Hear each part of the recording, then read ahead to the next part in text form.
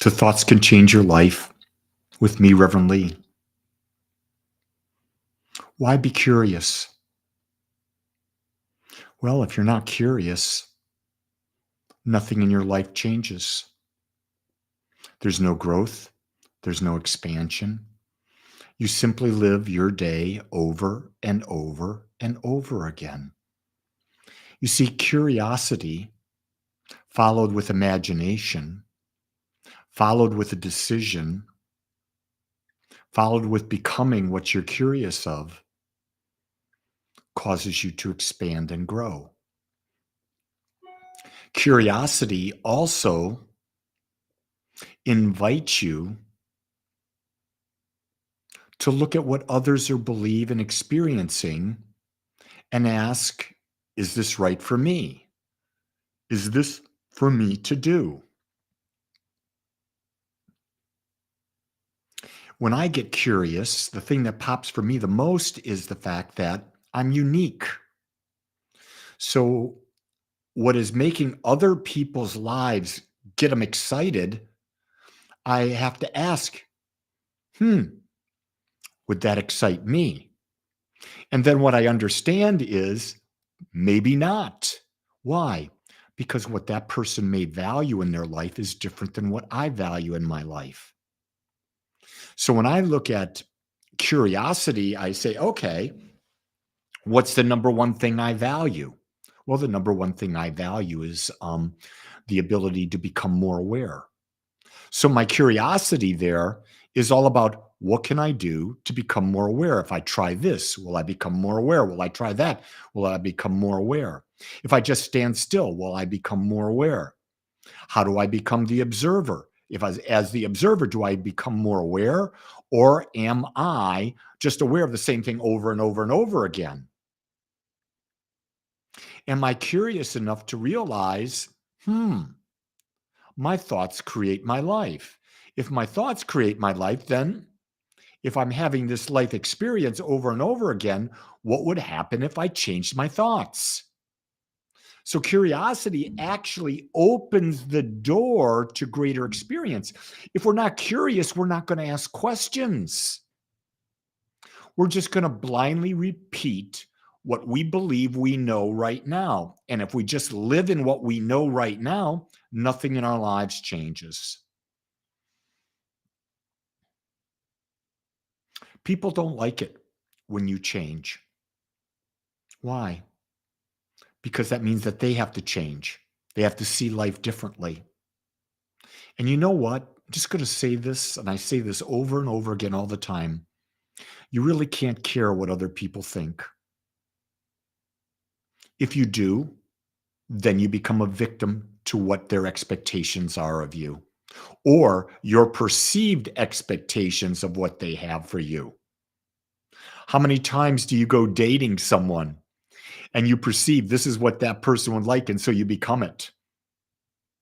And you're not even curious enough to ask the question, I wonder what this date would be like if I was my authentic self.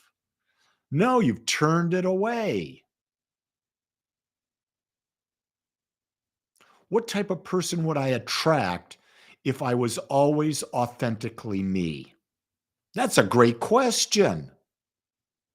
What type of job would I attract if I was truly using the skills that I love, that juice me, that cause me to have a greater and greater experience of life? Good question. What if I went into this situation without a sense of attachment to the past? And what if I could be fully present in the moment, regardless what the situation is? What would that experience be like for me? Here's a great question. Can I be in the situation and can I see it in balance? Can I see both the challenge and the support? Can I be in the space between thoughts? Can I be in the space between breaths? Can I truly be the observer? And then as I observe, come back and be the creator by being curious. What if I do this? Would that be a greater expression of love? What if I do that? Would I be more empowered? What if I do this? Would I tap into infinite wisdom? What if I do that? Will I be a greater expression of love? I wonder what love would look like if I didn't judge. Because most of the time, when we think about love, we're really not talking about love. We're talking about what we would call conditional love, which is not love at all. What would it be like if I didn't judge my partner, my children, my parents, my friends? How would that free me?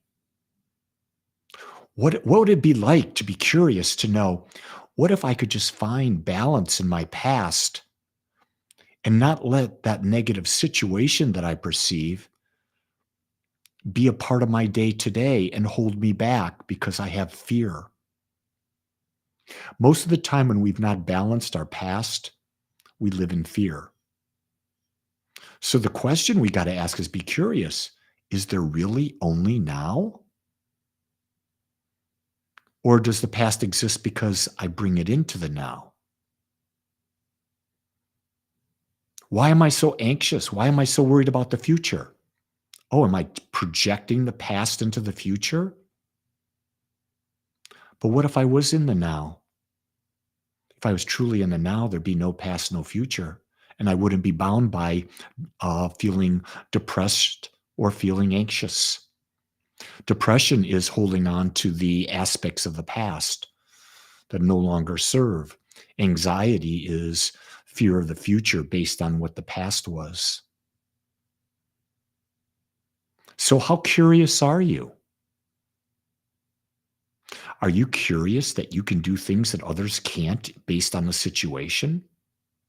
I'm always curious. I see all these people my age and they don't look my age. They look much, much, much, much older.